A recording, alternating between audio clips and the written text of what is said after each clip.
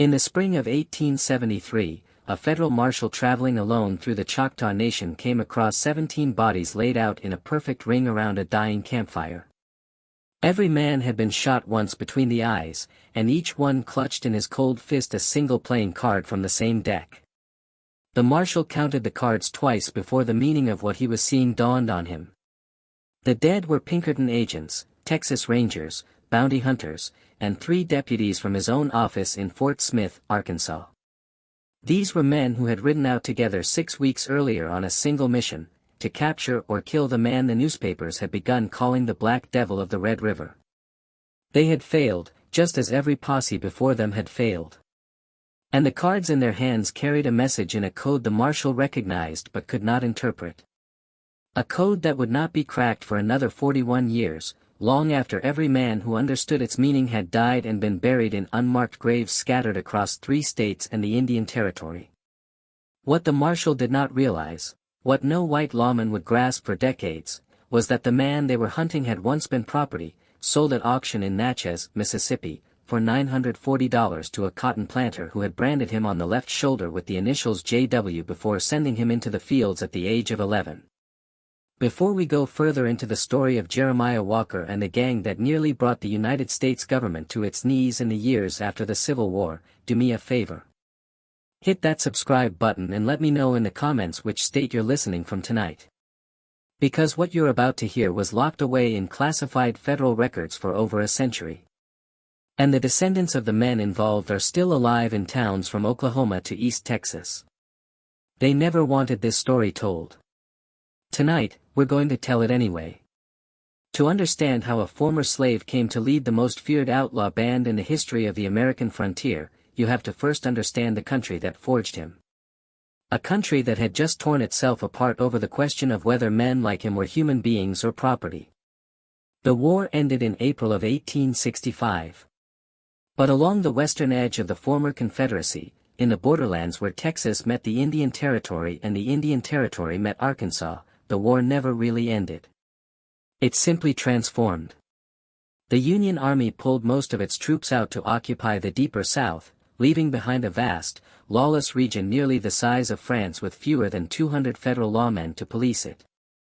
Into that void poured every desperate soul the war had created. Confederate guerrillas who refused to surrender. Union deserters wanted for murder in 3 states. Comanche and Kiowa raiders pushed off their hunting grounds. Mexican vaqueros displaced by the new Anglo cattle barons. Chinese laborers who had finished the railroads and found themselves friendless in a country that despised them.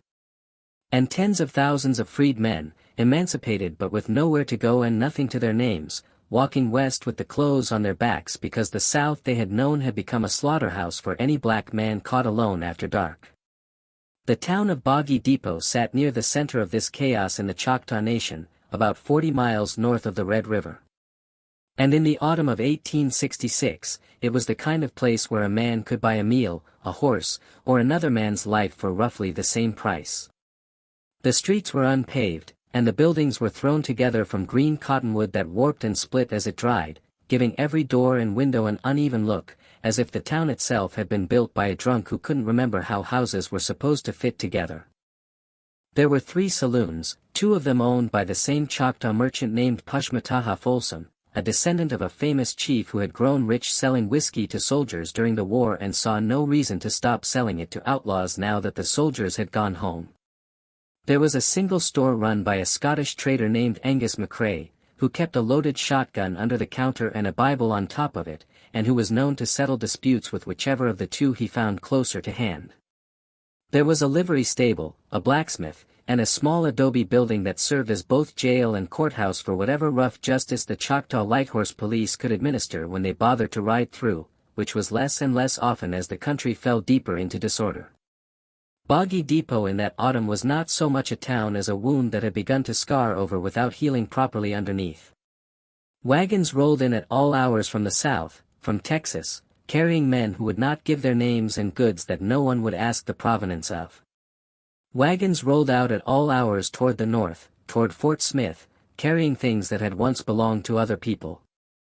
The graveyard at the edge of town, on a small rise behind the Methodist mission that had been abandoned since 1863, had grown by 47 new graves in the 18 months since the war ended. And only 9 of them belonged to people who had died of natural causes. The rest had died, as the saying went in that country, of lead poisoning, or of rope fever, or of the kind of accident that involves a knife and a back and a moonless night. The Choctaw Light Horse Police, a small body of mounted lawmen authorized by treaty to keep order in the nation, had ridden through twice in the year before. Both times, after killings serious enough to embarrass the tribal government in Tuskahoma. Both times, they had questioned a few witnesses, found nothing, and ridden away again, leaving Boggy Depot to settle its own accounts in its own way. The mission building still stood at the western edge of town, its roof half collapsed, the heavy oak doors hanging open, and inside the children of the town and the children of passing strangers played among the broken pews and the smashed pulpit, finding occasionally a torn page of a hymnal or a fragment of a colored window that someone had thought worth shooting at. The smell of the town was a particular smell that anyone who had spent time in such places would have recognized, a smell of horse manure and wood smoke and unwashed wool and cheap whiskey. And beneath all of these, the faint but persistent smell of old blood that had soaked into the earth of certain alleys and would not be washed out by any amount of rain. Into this town, on a cold November morning in 1866, walked a black man of about 20 years old, 6'2", lean as a coyote, wearing a Union Army cavalry coat with the chevrons of a corporal still stitched to the sleeve and a wide-brimmed slouch hat pulled low over eyes that were the color of wet slate. He carried a Spencer repeating carbine slung across his back, 2 Colt Army revolvers at his hips in a cross-drawer rig he had cut himself from harness leather, and a Bowie knife in his right boot. He had no horse. He had walked the last 60 miles from the Texas border through country where a black man traveling alone was generally considered fair game for anyone who wanted his weapons or his life. He had not been bothered. The reasons he had not been bothered would become clear to the people of Boggy Depot in the months that followed. His name, he told Angus McCrae when he came into the store to buy salt pork and coffee, was Jeremiah Walker. He had served 3 years in the 1st Kansas Colored Infantry, had been at the Battle of Honey Springs, had been wounded twice, and had been mustered out at Fort Leavenworth in 1865 with a discharge paper, a back pay voucher the Army had refused to honor, and the brand of his former owner still legible on his left shoulder. McCrae looked him over once, saw the way Walker stood with his back to the corner of the store and his eyes on the door, recognized the look of a man who had decided long ago that he would never be taken alive, and counted out the goods without comment. He even threw in a small bag of dried apples. Years later, when McCrae was an old man and most of the people in this story were dead, he told a journalist from St. Louis that he had known from the moment Walker walked into his store that the country was about to change, though he had no way of guessing how much. The pieces of Walker's earlier life that have been recovered, mostly through the patient work of black historians at Howard University in the 1930s and 40s, paint a picture of a childhood designed to break a human being and somehow produce, through some combination of accident and ferocious will, the opposite. He had been born in 1846 on a cotton plantation in Adams County, Mississippi, the property of a planter named Josiah Whittington, who owned roughly 200 enslaved people and who ran his operation on what he called scientific principles. Meaning that he had read the agricultural journals of the period and had concluded that productivity could be maximized by breaking slave families apart and selling the children when they reached working age, on the theory that workers without family attachments were less likely to escape and more focused on their tasks. Walker's mother, whose name in the plantation ledgers was given only as Hannah, had been sold south to Louisiana when Jeremiah was 9. He never saw her again. His father, whose identity Walker himself never knew with certainty, was probably a free black smith from Natchez who had been allowed brief visits to the plantation under tightly controlled conditions, and who disappeared from the local records in 1853, possibly murdered, possibly fled. At 11, Walker was sold to a cotton planter in northern Louisiana, the man whose initials would be burned into his shoulder, and who treated him with a casual brutality that was by the standards of the time and place neither unusual nor noteworthy. Walker escaped at 15 in 1861 during the chaos of the early war and made his way north through the Mississippi swamps to Union lines, where he was eventually directed to a recruiting station in Kansas that was enlisting black soldiers for what would become the 1st Kansas Colored Infantry. He served with distinction for 3 years. He learned to read in the regimental school, taught by a Quaker chaplain from Pennsylvania, who would later remember him in a published memoir as the most quietly intelligent young man the chaplain had ever encountered, with a memory that retained everything and an instinct for tactical situations that would have made him a senior officer in any army that allowed black men to wear officers' insignia. The Union Army did not allow this.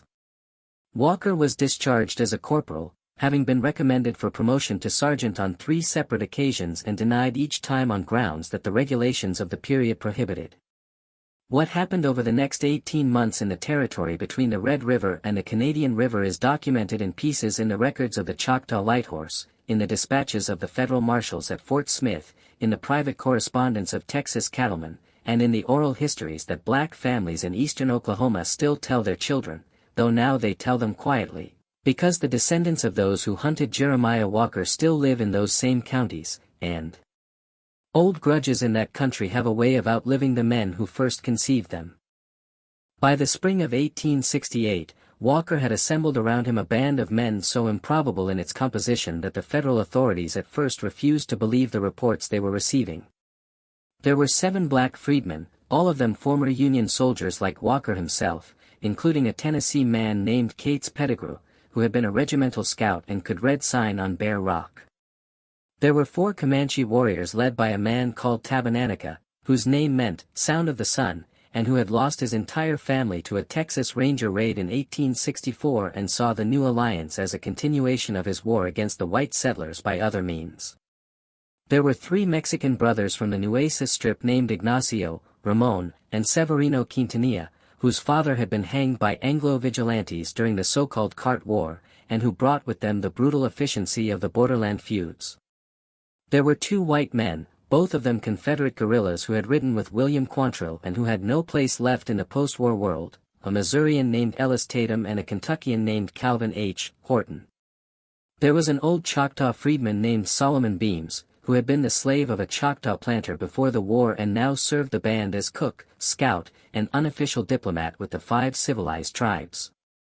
And there was a woman, which the federal records found particularly difficult to accept, a black woman of perhaps 25 named Delia Ransom, who had escaped a Louisiana plantation at 15 and had spent the war years working as a laundress for a Union cavalry regiment, where she had learned to handle a pistol with both hands and to read maps with the quick instinct of a born tactician.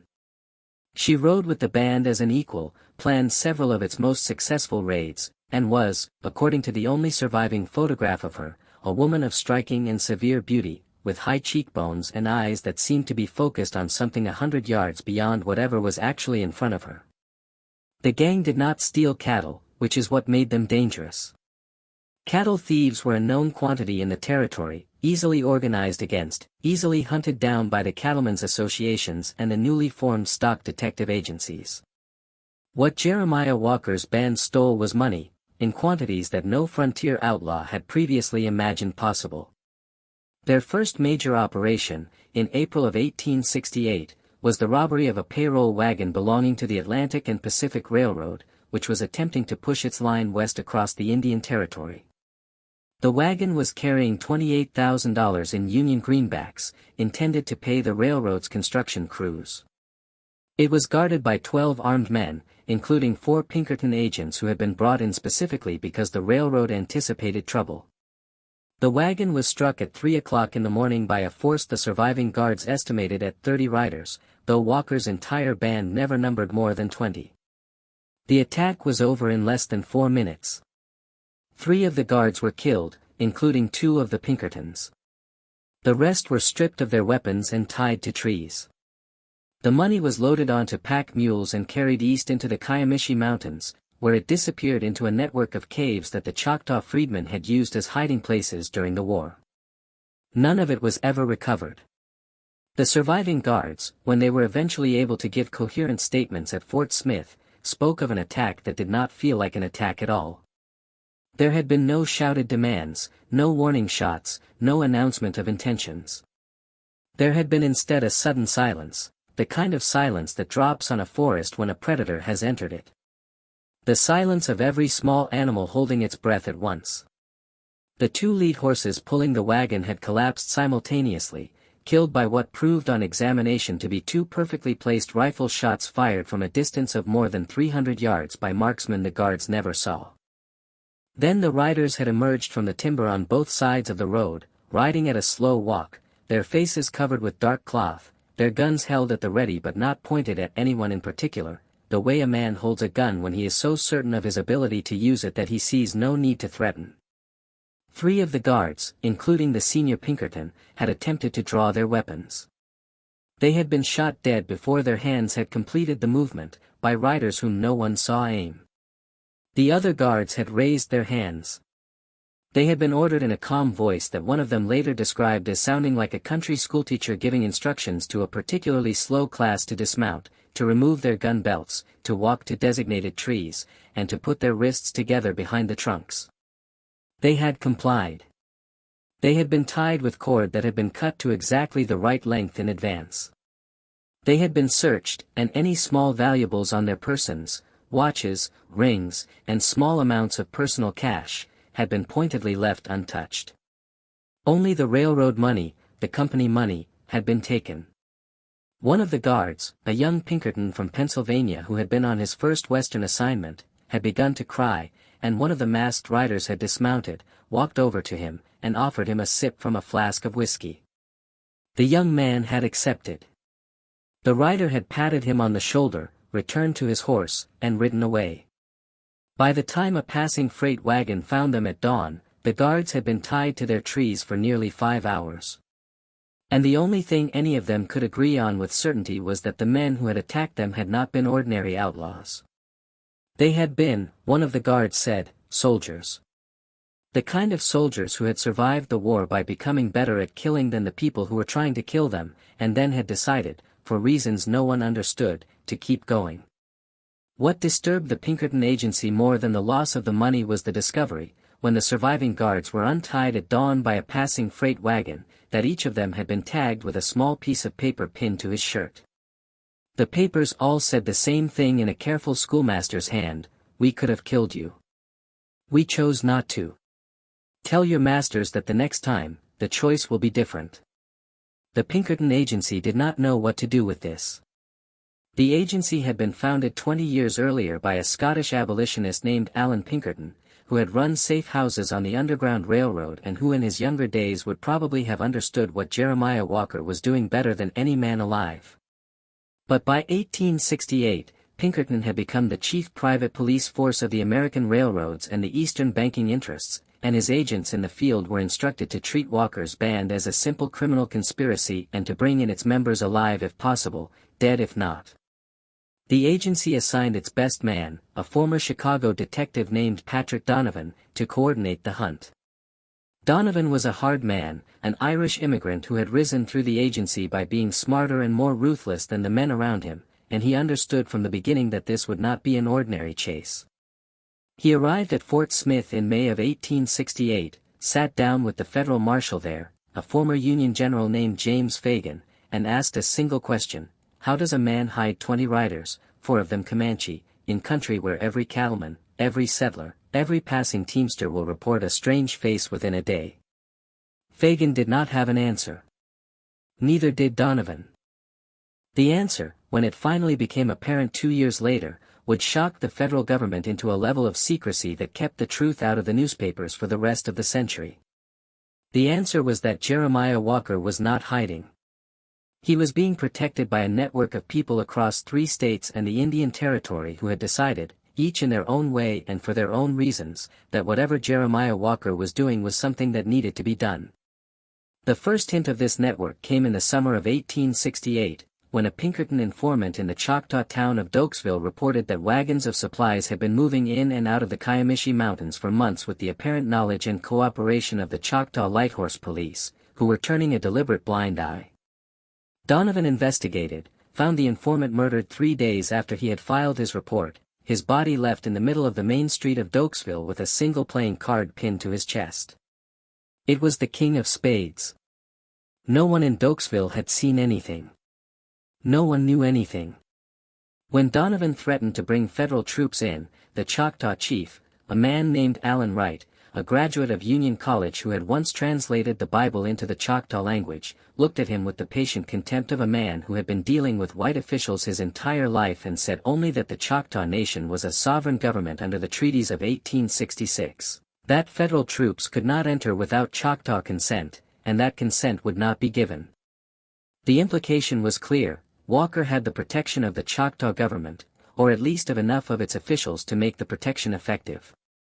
Donovan returned to Fort Smith and sent a long telegram to the Pinkerton headquarters in Chicago. The response from Allen Pinkerton himself, a copy of which survives in the agency's archives, was one of the strangest documents in the history of American law enforcement.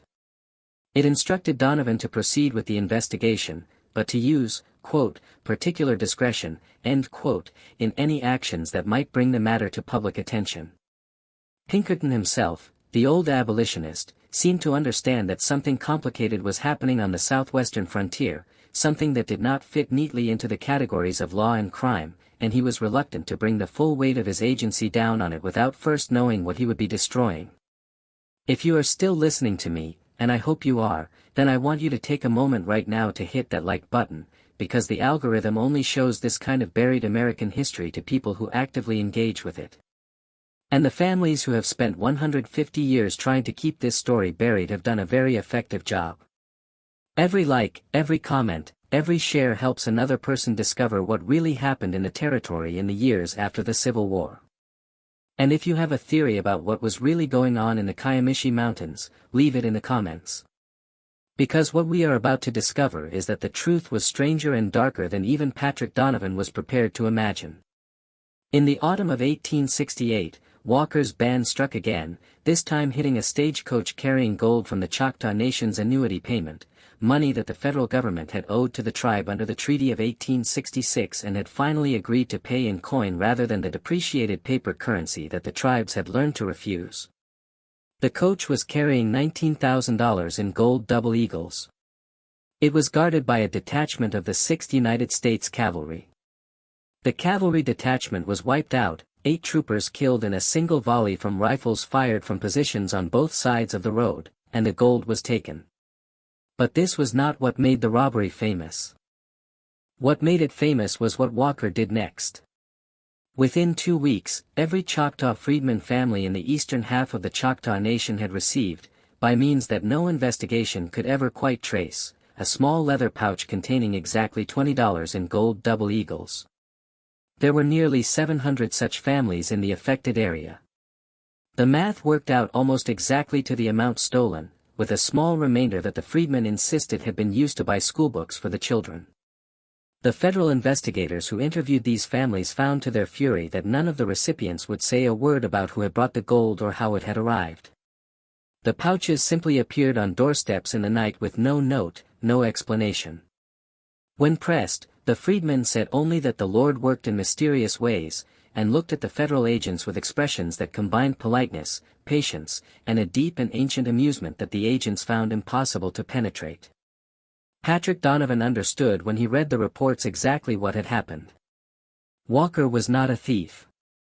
He was not even, in the conventional sense, an outlaw. He was a redistributor, an inverted Robin Hood operating in a post-war landscape where the federal government had failed in its most basic obligations to the people it had freed, and where the railroads and the cattle barons were busily seizing every acre of land and every dollar of wealth they could get their hands on before anyone could organize an effective resistance. Walker was the resistance. By the spring of 1869, the band had carried out at least 11 major operations, including the robbery of 2 more railroad payrolls, the looting of a Wells Fargo Express office in Texarkana, the interception of a herd of Texas cattle being driven north to Kansas by a syndicate of speculators who had cheated a number of Comanche families out of their treaty grazing rights, and a daring raid on the Bank of Sherman, Texas, which had foreclosed on dozens of small farms owned by freedmen and Mexican families during the Panic of 1867. The bank's vault was emptied of $41,000. The bank's records, including the foreclosure files, were burned in the street. Within a month, deeds to the foreclosed properties began appearing in the mail of the dispossessed families, accompanied by notarized statements indicating that the bank had reconsidered its position and was returning the land.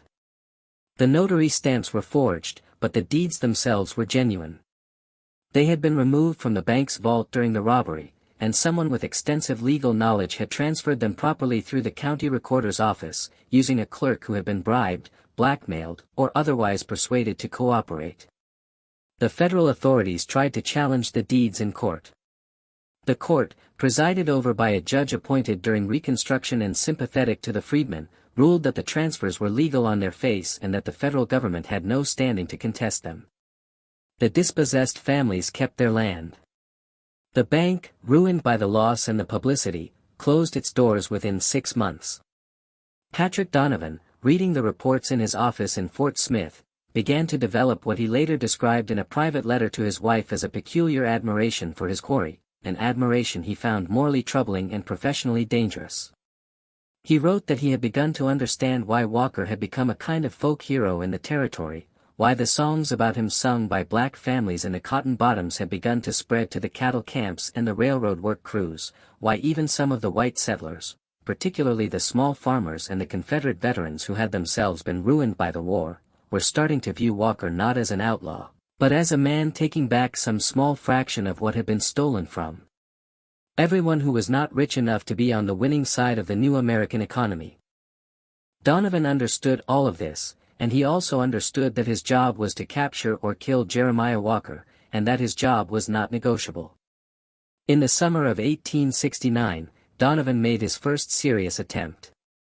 He assembled a force of 40 men, including 20 Pinkerton agents, 12 Texas Rangers under the command of a notorious captain named Leander McNelly, and 8 federal marshals from Fort Smith. The force was equipped with new Henry repeating rifles, plenty of ammunition, and the best horses the agency could buy. They had received intelligence from an informant, a freedman named Cyrus Burdett, who had briefly ridden with Walker's band and had been turned by the offer of a federal pardon and $1,000 in cash, that Walker's main camp was in a hidden valley in the Comanche Mountains, called by the Choctaw the Valley of the Whispering Pines, accessible only through a single narrow defile that the band kept guarded day and night. Donovan's force rode out from Fort Smith on the morning of June 3, 1869. They were to rendezvous with Burdett at a crossroads near the town of Tuskahoma, where he would lead them by a back route into the valley, bypassing the main defile. They reached the crossroads at dusk. Burdett was waiting for them. He was sitting against a tree, his hands tied behind his back, his throat cut from ear to ear, his eyes still open. Pinned to his shirt was a playing card. It was the King of Spades. Donovan understood instantly what had happened. Burdett had been doubled. He had pretended to take the federal money while reporting everything he learned back to Walker. Walker had used him to lure the federal force into a trap. Donovan ordered his men to spread out into a defensive perimeter and to prepare for an attack. The attack came at moonrise. The moon that night was a 3/4 moon, rising late and bright through the pine tops. And the men who survived what happened next would never afterward be able to sit comfortably in a dark forest, or hear the sound of a horse's hooves on pine needles, or smell wood smoke on a summer night, without feeling the hair on their arms stand up. It came from every direction at once, from positions that the band had clearly prepared days in advance, with crossfires that pinned the federal force in a small clearing surrounded by dense timber. The first volley killed 6 men in the space of a single breath, men who had been standing or kneeling in positions that they had imagined offered some protection, but that had in fact been chosen for them by the marksmen in the trees, who had used the federal force's own defensive instincts to guide them into the kill zone. The return fire was wild. The federal men fired at muzzle flashes that seemed to come from everywhere and nowhere, that moved between shots, that never came twice from the same position. Captain McNelly of the Texas Rangers, a famously aggressive officer who had spent 4 years fighting Mexican bandits along the Rio Grande, attempted to lead a charge into the timber on the south side of the clearing. He was shot through the neck before he had taken 5 steps, and he died slowly over the following 10 minutes while his men crouched behind fallen logs and watched him bleed, unable to move to help him without drawing the same fire. The voice of Jeremiah Walker himself, or of someone speaking for him, called out at one point from somewhere in the darkness, in English clear enough to carry across the clearing, telling the federal men to lay down their weapons and stand up with their hands empty, and they would not be killed. Donovan, bleeding from a shoulder wound that had nearly killed him, made the decision that he would second-guess for the rest of his life, and he ordered his men to surrender. The fight lasted less than an hour. When it was over, 16 of Donovan's 40 men were dead. 12 more were wounded. The remainder, including Donovan himself, who had been hit in the shoulder by a rifle ball, were stripped of their weapons, their horses, and their uniforms, and were left to walk the 40 miles back to Fort Smith in their underclothes. None of Walker's band, as far as anyone could tell, had been killed or even wounded. When Donovan staggered into Fort Smith 3 days later, sunburned and dehydrated, with a tag pinned to his bare chest reading the same 5 words that had appeared on the wagon guards a year earlier, the federal Marshal James Fagan sent a telegram to Washington requesting authorization to raise a force of regular Army cavalry, at least a regiment, to clear the territory of what he called, in the language of the time, the Negro insurrectionary band led by the freedman Walker. The War Department's response, when it finally came, was to deny the request. The reasons for the denial would not become clear for another 50 years, when the relevant files were finally opened to historians. The truth, which the War Department understood and James Fagan did not, was that Jeremiah Walker's operations had become entangled in a much larger political conflict, one involving the Reconstruction policies of the Grant administration, the question of the legal status of the freedmen in the Western Territories, and the desperate efforts of the railroads and the cattle interests to seize control of the Indian Territory before any effective federal authority could be established there. To send a regiment of cavalry into the territory to hunt down a band that included Comanche warriors and was protected by the Choctaw government would, the War Department feared, trigger exactly the kind of larger Indian war that General Sherman was trying to avoid. It would also, less officially but perhaps more importantly, draw national attention to the fact that the federal government was failing catastrophically to protect the freedmen, and was in many respects allowing the South to reimpose a system of de facto slavery through the convict lease system, the black codes, and the rising tide of Klan violence that the federal authorities were either unable or unwilling to suppress. Walker was an embarrassment. The cavalry would make him a martyr. Better to let the Pinkertons handle it quietly, out of the public eye, and to hope that the problem would eventually solve itself through the slow attrition of arrests, betrayals, and natural causes that eventually consumed every outlaw band. This was the policy that the Grant administration adopted. Patrick Donovan was instructed to continue his pursuit with whatever resources the agency could provide, and to keep the matter out of the newspapers. Donovan, who had nearly died in the Valley of the Whispering Pines, accepted his orders with a grim sense of having understood finally the kind of country he was working for. What followed was 3 years of a strange, slow, deeply secret war, fought in the canyons and bottoms and small towns of the Indian Territory, the Texas borderlands, and the cotton districts of southwestern Arkansas. Walker's band continued to operate, hitting selected targets with surgical precision, never striking the same place twice, never killing more than the operation required, always leaving behind their playing cards and their tagged messages. They robbed 2 more bank vaults, 3 more railroad payrolls, an army quartermaster wagon carrying $60,000 in cash for the supply of the frontier garrisons, and, most spectacularly, in October of 1870, they attacked and looted a riverboat called the Memphis Belle as it lay tied up at a wood landing on the Arkansas River, taking an estimated $90,000 in cash and bullion that the boat was carrying south for a consortium of New Orleans cotton factors. In each case, the proceeds disappeared into the network of caves, sympathetic farmers, and quietly bribed officials that Walker had constructed across 3 states. In each case, within weeks of the robbery, freedmen families, dispossessed Indian families, ruined small farmers, and Mexican families displaced by the Anglo cattle barons would receive small unmarked packages of cash, deeds returned from foreclosure, livestock that had been stolen from them years earlier and had reappeared at their gates with no explanation. Walker had built, in effect, a parallel economy, a redistributive system funded by armed expropriation from the largest concentrations of capital in the post-war economy, and operated through a network of mutual aid that crossed every line of race, religion, and language in the borderlands. Patrick Donovan understood all of this. And the more he understood it, the more he found himself, against his will and against his orders, beginning to admire the man he had been sent to destroy. He wrote in his journal, which his granddaughter would discover in an attic in Chicago in 1947 and would eventually deposit at the Newberry Library, that Walker was the most dangerous man in America. Not because he was killing white people, but because he was demonstrating that an alternative to the developing American economy was possible, and that this alternative could be defended by men and women willing to die for it. Just when we thought we'd seen it all, the horror in the Comanche country intensifies. If this story is giving you chills, share this video with a friend who loves dark mysteries. Hit that like button to support our content, and don't forget to subscribe to never miss stories like this. Let's discover together what happens next.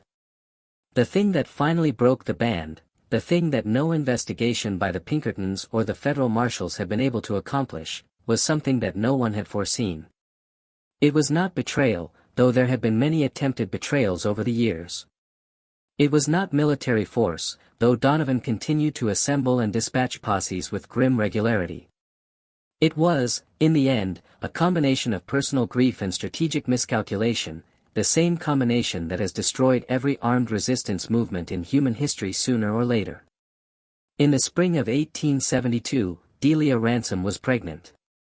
The father was Jeremiah Walker himself, with whom Delia had been intimate, the records suggest, since at least 1868, though their relationship had been kept carefully concealed even from the rest of the band, both because Walker believed that personal attachments made a man vulnerable, and because Delia herself had insisted on operating as an equal commander, not as a wife or consort. The pregnancy changed everything. Walker, who had survived a childhood in slavery, 3 years of war, and 4 years as the most hunted man in the Western Territories, found himself for the first time in his life confronting the possibility of something he had never allowed himself to imagine, a future, a child, a family. The record suggests that he and Delia began in the summer of 1872 to plan their withdrawal from the band.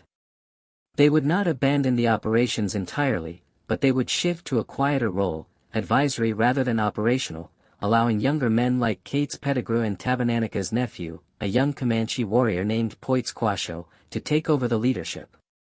Walker and Delia would relocate with the child to a small farm in the Choctaw Nation that had been quietly purchased in Solomon Beam's name, where they would try to live for whatever years remained to them as ordinary people. It was a beautiful plan. It was a sentimental plan.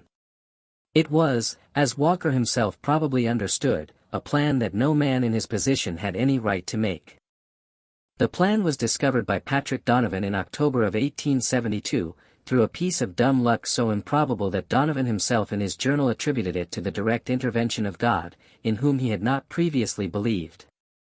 A Choctaw freedman named Ezekiel Folsom, distantly related to the saloon owner Pushmataha Folsom and to the Choctaw chief, had been arrested in Fort Smith on a charge of horse theft. To save himself from a long sentence, he offered information. He had heard from his cousin, who worked at the recorder's office in Tuskahoma, that a deed had recently been registered for a small farm near the town of Atoka in the name of Solomon Beams. Folsom did not know who Solomon Beams was. He did not know why this information should be valuable. He offered it as part of a list of small bits of gossip he hoped would buy his freedom. Donovan, sitting across the desk from him, recognized the name instantly. He had seen it in the reports for years, mentioned in passing as one of Walker's associates. The deed was the first concrete connection between Walker's band and a piece of identifiable fixed property anywhere in the territory. It was a thread. Donovan pulled it. What he found when he pulled the thread was the entire pattern. The farm at Atoka had been purchased with cash. The cash had been deposited in a bank in Sherman, Texas, by a freight agent named Augustus Blandon. Blandon had received the cash from a Choctaw merchant named Cyrus Pitchlynn. Pitchlynn was the brother-in-law of Pushmataha Folsom, the saloon owner in Boggy Depot. Pushmataha Folsom was the principal supplier of whiskey to the Comanche Mountains.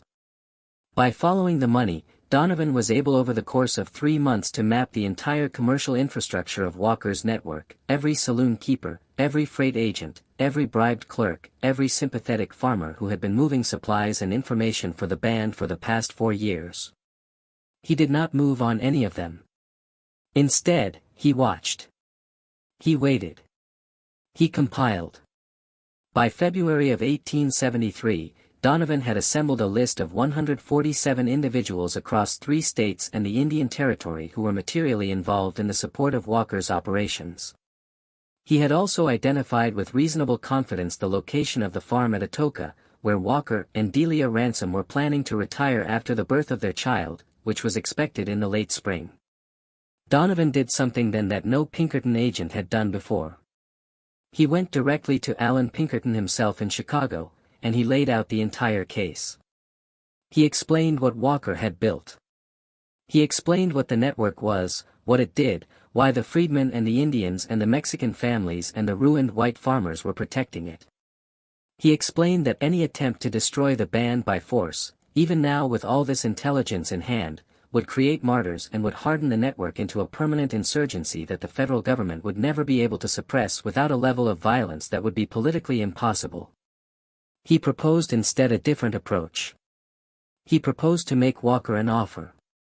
The offer, as Donovan finally presented it through an intermediary in March of 1873, was this: Walker and Delia Ransom could keep the farm at Atoka. They could keep their unborn child. They would receive federal pardons signed personally by President Grant for all crimes committed by them or by any member of their band during the years of operation. In exchange, they would disband the band, return to private life, and use their remaining moral authority among the freedmen and the Indian peoples of the territory to discourage any further organized resistance to the federal government and the developing American economy. They would, in effect, sell out. The intermediary was Solomon Beams, the old Choctaw freedman cook whom Donovan had been holding in protective custody at Fort Smith for 2 months without filing any charges. Donovan had treated Beams well, fed him at the marshal's table, allowed him to write letters to his family. He had also explained to him with patient clarity what would happen to the entire network of 147 people, including Beams's own wife and 3 children, if the offer was rejected. Beams understood. He carried the offer back into the Comanche Mountains. He delivered it to Walker personally in the Valley of the Whispering Pines on a cold March evening in 1873.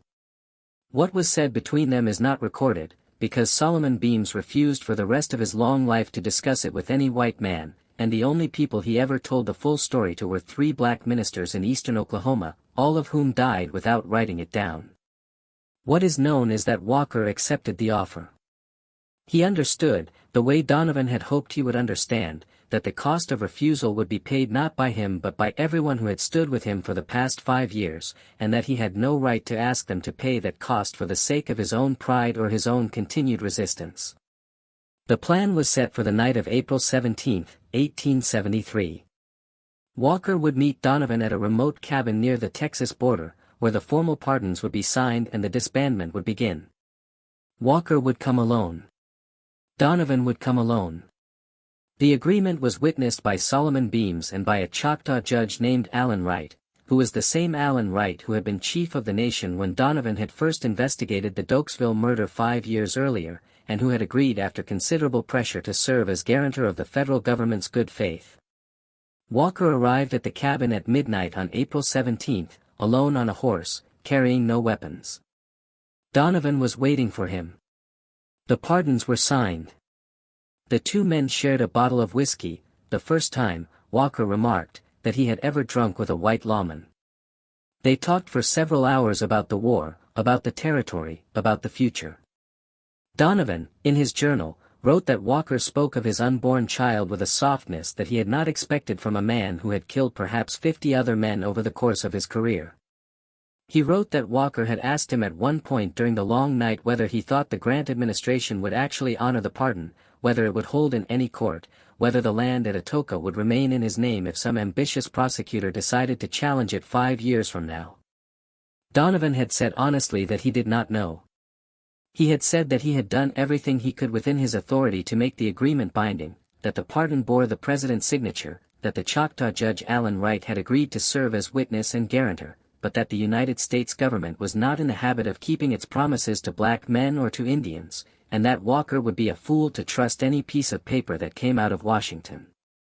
Walker had smiled at this, a small private smile that Donovan would remember for the rest of his life, and he had said only that he was tired, that he had been tired for 10 years, and that he had decided that a foolish trust was preferable to the alternative, which was to spend the rest of his life running from men like Donovan, and to raise his child on the run, and to watch his child grow up expecting to be killed the way his father and his grandfather had been killed.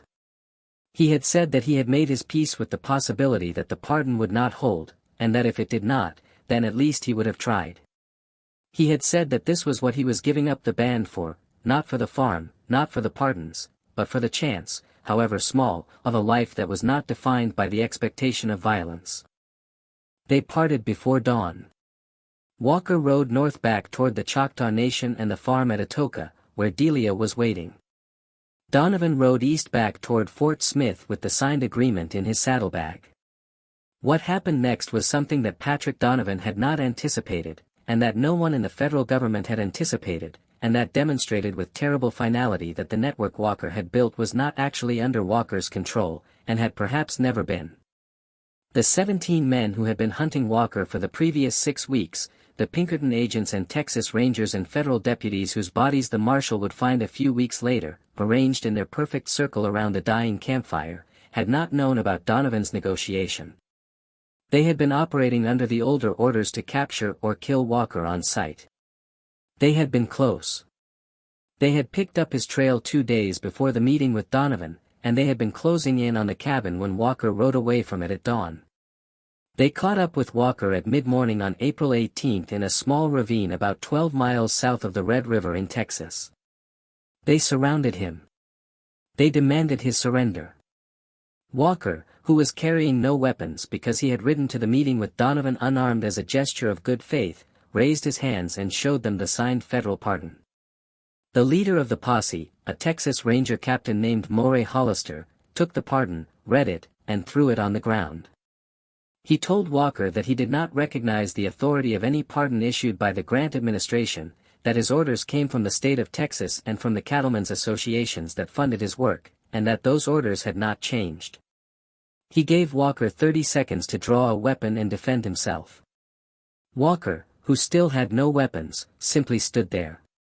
Hollister shot him through the chest from a distance of 12 feet.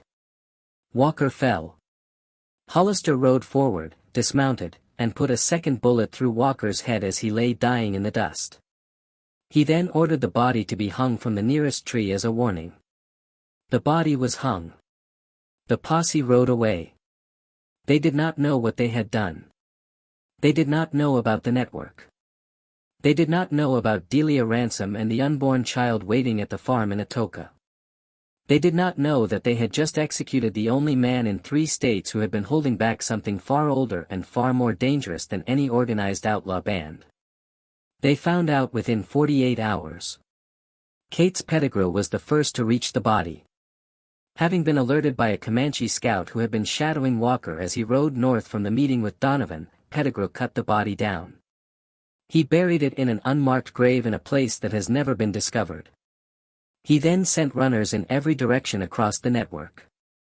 The runners carried no message except a date, a place, and a deck of playing cards from which 17 specific cards had been removed. The remaining members of the band and the inner circle of the support network understood. They knew what was being asked. Within 6 weeks, every man who had been part of the posse that killed Jeremiah Walker, including Maury Hollister, had been hunted down and killed.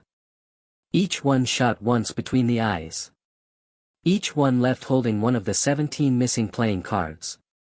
Each one arranged in a pattern that was meaningless to the federal investigators who found the bodies, but that when the cards were eventually combined and read in the order in which the men had died, spelled out, in a code based on a Comanche counting system, the simple words, "This debt is paid." Patrick Donovan, when he finally understood what had happened, requested a leave of absence from the Pinkerton agency. He went to Chicago. He spent 3 weeks drinking alone in a hotel room. He wrote a long letter to Alan Pinkerton in which he explained that he was resigning from the agency, that he could no longer continue in a profession that had used him, against his knowledge and against his explicit assurances, to lure a man to his death under the false promise of a federal pardon. Pinkerton refused to accept the resignation. He explained in a private meeting that Donovan recorded in his journal that Maury Hollister had not been operating under federal orders, that his actions had been unauthorized and were in a strict legal sense a state crime, that the federal government could not be held responsible. Donovan understood that this was true in the narrowest legal sense, and false in every meaningful sense. He understood that the federal government had created the conditions under which Hollister could believe his orders had not changed, by failing to communicate the pardon to the field operatives, by failing to coordinate the various agencies that were hunting Walker, by failing fundamentally to want Walker to live. He understood that Walker had been killed not by Hollister, who had merely fired the bullets, but by the United States government, which had decided that an alternative American economy could not be allowed to exist. He stayed at the agency because he had nowhere else to go and a family to support, but he never worked another case in the territory, and he never spoke to Alan Pinkerton again except through subordinates. He died in 1907 in Chicago of pneumonia at the age of 73. His last words, according to his daughter, who was present at the bedside, were the name, Jeremiah, repeated twice. What happened to Delia Ransom and the child, you may ask? What happened to the network of 147 people who had supported Walker for 5 years? What happened to the farm at Atoka, where Walker had been planning to live out his years as an ordinary man? The answers are recorded in pieces, in family histories and in the oral traditions of the freedmen and the Choctaw and the Comanche, but they have never been fully assembled, and probably never will be. Delia Ransom gave birth to a son in May of 1873. She named him Jeremiah, after his father.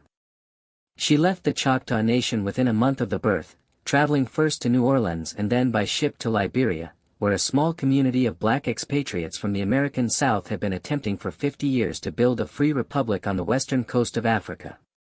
She arrived in Monrovia in November of 1873.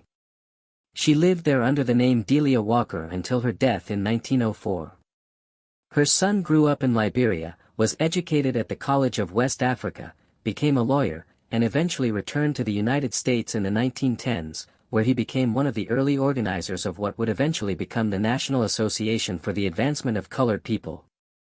He died in 1949 in Atlanta, having lived an entire life without ever publicly acknowledging the identity of his father, though he wrote in a private letter to his own son that he had been told the story when he was 12 years old by his mother, and that he had carried it with him every day of his life thereafter. The network of 147 people was never prosecuted. Donovan, in his last act of conscience as a Pinkerton agent, destroyed the list. He burned it himself in the fireplace of his hotel room in Chicago the week after he learned of Walker's death. The names existed nowhere else. The men and women on the list lived out their lives in their towns and on their farms across the territory, and the support they had given Walker remained for most of them a secret they shared only with their children and grandchildren, in private, late at night, when the white world was not listening. The farm at Atoka was burned to the ground in 1875 by a group of night riders associated with the early Ku Klux Klan, who had heard rumors that it had once belonged to Walker and who wished to make a statement. The rumors were never confirmed. The land was sold for taxes in 1878 to a white settler from Kansas who had no idea what he was buying. The settler, whose name was Ebenezer Crowley, found when he plowed the south field for the first spring planting a small leather pouch buried 6 inches below the surface. Inside the pouch were 20 gold double eagles, the last of the Choctaw annuity gold from the robbery of 1868, which Walker had buried on the farm that he had hoped to live on, perhaps as a kind of insurance, perhaps simply as a habit of a man who had spent his entire life expecting that everything could be taken from him at any moment. Crowley sold the gold to a bank in Atoka, used the money to buy a team of mules, and lived a long and uneventful life on the land where Jeremiah Walker had hoped to raise his son. He never knew what he had stumbled onto. He died in 1909, having mentioned the gold to no one but his wife. The story of Jeremiah Walker, the runaway slave who built the most dangerous gang the Western Territories had ever seen, was systematically suppressed by the federal government, by the Pinkerton Agency, by the cattle interests that had profited from his death, and by the dominant historical narrative of the American West, which had no place for a black man on horseback with a Spencer carbine and a network of 147 people across 3 states willing to die to protect him. The story survived in fragments, in the songs that black families in eastern Oklahoma still sing without quite knowing what they mean, in the playing cards that occasionally appear in the antique markets of Fort Smith and Texarkana with strange numerical markings on their backs, In a small obelisk in a forgotten cemetery in the Choctaw Nation that bears no name but is decorated every April 18th with a single bouquet of wild prairie flowers placed there by hands that have never been seen, and that, after 150 years, must now belong to the great-great-grandchildren of people who knew the truth and refused to let it die. This mystery shows us that the history we are taught is rarely the history that actually happened, and that the most dangerous men in any society are not those who kill and steal for personal gain, but those who refuse to accept that the world as they find it is the only world that can exist. What do you think of this story? Do you believe everything was revealed? Was Jeremiah Walker an outlaw, a hero, or something more complicated than either word can capture? Leave your comment below. If you enjoyed this tale and want more horror stories like this, subscribe, hit the notification bell, and share with someone who loves mysteries. See you in the next one.